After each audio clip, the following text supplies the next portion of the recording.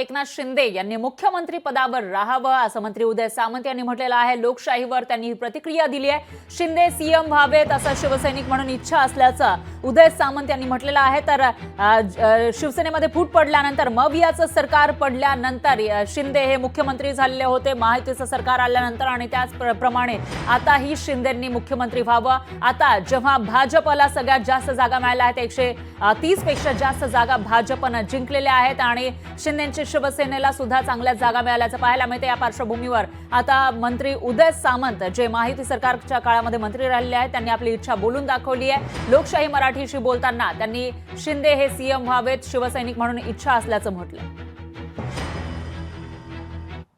शिंदे साहेब, देवेंद्रजी, अजितदादा राज्यस्तरावर बसतील, माननीय देवेंद्रजी, अमित शाह साहेब, नड्डा साहेब यांच्याशी चर्चा करतील आणि त्याच्यातनं महायुतीचा मुख्यमंत्री ठरेल।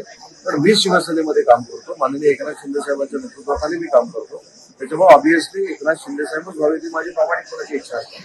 परंतु आम्ही या सगळ्याचे अधिकार एकनाथ शिंदे साहेबांना दिलेले आहेत। एकनाथ शिंदे साहेब जो निर्णय घेतील तो आम्हाला बंधन करायचा। लोकशाही मराठी ऐका, पहा, जागरूक रहा।